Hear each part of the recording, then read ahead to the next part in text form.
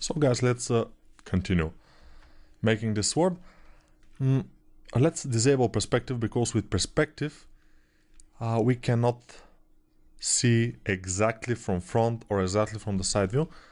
Now we can, and I'm seeing that this part here is not flat. It's not it's flat, but it's not exactly on the side, aligned to the side. So what I'll do is drag a big mask and just barely get this, and I think I did it. And then I will, of course, control click to rotate the mask, to invert it. Then I will alt click this icon here, this one, alt click it. This will go to unmeshed center, and now I will do this, and I will see that I don't have symmetry, which is not good. And I will do the same thing again with symmetry this time, and now I have symmetry because I pressed X. Press X to have symmetry. Then I will do this mask, invert the mask with control click, press W, alt click to go to the unmasked center, then alt drag here until it gets to this the widest point, and then drag this slider, drag it a few times until this is completely flush. So what we did here is we masked all those 4 points, and then by scaling them they just aligned to one plane. And since this plane is exactly on the view like this, it is completely good. So I can now move a little bit those things here. I can even probably move this. No, I have to, of course, disable the mask, or not disable the mask, but get rid of the mask, if we can say. Okay, so I think the sword will be good this way. Maybe, we'll see, but I think it will be good. I don't like it exactly how it is here, so I will make it like this, and it's looking fine. So let's make thickness for this part. Extrude all polygons, it's okay. Move it, and it's fine. We can always change it. Flip. How to change the thickness? We will alt click, so our pivot is here, but our pivot, we get it with W key or E or R, but W is the closest. I said that already a few times. And then we will make this bigger, and it's looking good. So now I will go to this one and make also thickness. Let's see how big. I think this is good. Flip it, and now we have this kind of thing. So the handle here should be a little bit rounder, or he will hurt his arms. Although his arms are pretty armored, but still, let's make it rounder, and it will be fine.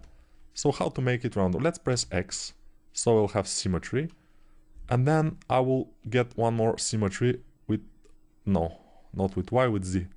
Yes, so I'll have 4-way symmetry now. If I move 1 point here, 4 points will be moved. So I will move one inside, and probably this one I will move also inside. So this will become a bit more rounded. We'll see. This will go like this, and maybe we can add one more with the ZModeler brush. I got it, and just click on this, then mask only this area, invert the mask, then place with Alt our pivot in the mask area, in the unmasked area already, and just make this. Then again for this one, again mask, invert the mask, then put our pivot there and make it like this. Looking good, right? Yeah, the sword is starting to take a pretty good shape. Now we'll go to the top, to this one, and press X also. So now we have all types of symmetry here. but I will mask. No, why masking? We can do it manually by just taking a big move brush and just push this in that direction. And it's kind of good, except for this part here. We should think about that. Probably we can do this. Add a loop here and then just make this a bit wider there and here also. And this should do. That should do. Then of course I would like to take out this middle part so it could have a bit more shape there. And then I will press D for dynamic subdivision. Of course, dynamic subdivision will make this absolutely unusable, but we will try to crease it at 2 this time. Probably 2 will be best.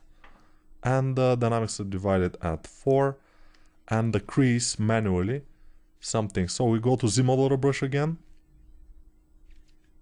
press space, insert, no, we want crease, so we go to crease, edge loop complete, crease, edge loop complete, and we crease this edge.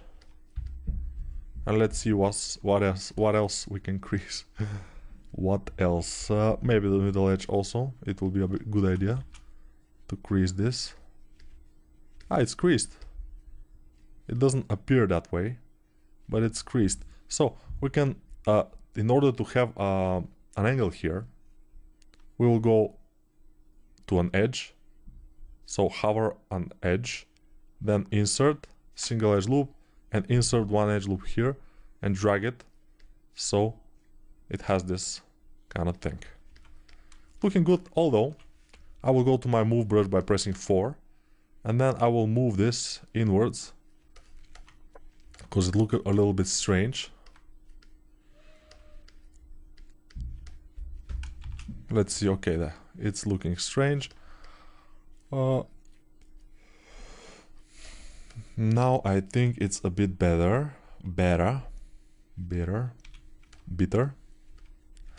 And if we want this to be a bit with more shape, we should do again insert here like this, but not until the end, a little bit before that. So if we press Shift D to see it without the dynamic subdivision, it's not exactly until the end, but it's looking good. So this sword, as you can see, is starting to take shape. Of course, we will again press D for dynamic subdivide. We'll crease at a little bit higher angle, maybe at 1 this time. Let's crease it. Okay, dynamically subdivide at 4.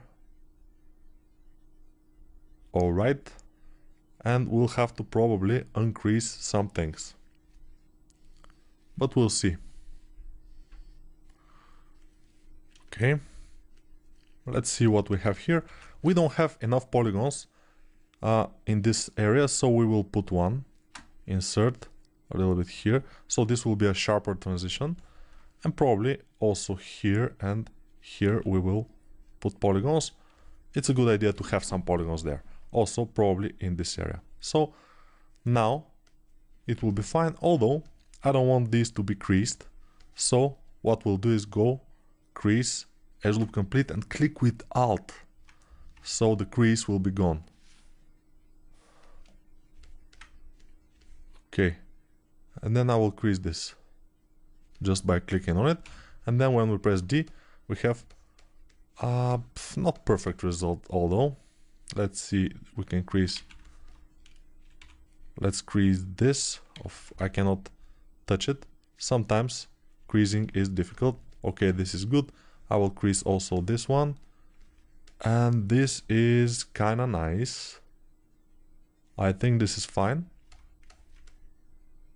Yeah, a good handle. It's a bit thin, but since we'll have to push it into his hand, which is already in fist, it's a good idea to be thin. Then we will get again D. Amazing, amazing. Crease at 2. Crease it. Then dynamically subdivide at 4. And we always want to manually crease those kind of things. I will press to crease then press this to crease, and I will increase. Let me see what I will increase. So now we'll have creased this and this. We don't want that. I will crease only one of them. This one I don't want, so I will go crease edge, not edge loop complete, edge, and then alt click this, and I will zoom in and alt click this. Let's see if we were able to do it. I think we kinda were able to do it, but we need more polygons here, so we'll go to insert, edge loop, complete, and let's put one edge loop here so it's sharper, then one in here and one in here, and let's put one in there, and let's see what's happening. Now it's looking a bit better, and of course we can always chip this, but first with the move brush I will try to make it a bit more interesting. Yeah, why not? Why not? This is looking good. So now we have kind of a sword. All of those things are creased, not creased, but dynamically subdivided on 4, I think. So let's see, 4. Okay, we can merge them. Merge down, and we have the sword. It's a one subtool because I have merged them. I've clicked on the top one, and there were 2 below, and then merge down 2 times. And now we have this. Let's see our model. Where is it? Shift click on the eye, nothing happened. Shift click on the eye again, and all the subtools will be visible. And we see our model, it's looking pretty good. And now I would like to color the handle and the other part of the sword. So I'll go here, press Ctrl Shift, click, and I see that this is there are a lot of polygroups here in our sword. Although I click on this, now we can make only the separate meshes inside this subtool, which are 3: the blade, the guard, and the handle. There are 3 separate meshes, but they have a lot of polygroups. So now we will make every mesh a separate polygroup. Only 3 groups. So how do we do that? We go to polygroups and group auto groups. Okay, yeah, this is auto groups, but I have it here. Auto groups is the same in my menu custom, so I will auto group, and now I can Control Shift click and just have whatever I want selected. So I Control Shift clicked on this, then I will reverse the selection, and I will hide also this. And when I reverse the selection again, I will have selected only this one, and I can poly paint it with some color. Let's see what color will be this brownish tint. I think this will be fine, and I will just press Fill Object. I make sure whatever brush I am, it has to be RGB on, and I will just Fill Object. And now I will show this, and it will be cool. Okay, we have the sword already. Let's put it in his hand, or at least somewhere there. Ooh, without symmetry we have to work. I'm talking like Yoda. Without symmetry we have to work, young Padawan. Now this sword, of course, I would like to make it a bit broader, I mean a bit more fat, because, and I will click here, so it's in the middle, and I will make it a little bit thicker, because it doesn't suit him. He has this thick armors and everything, and the sword is thin. It doesn't work. Now it's working, I think. It's kind of cool, although this sword doesn't look super good to me.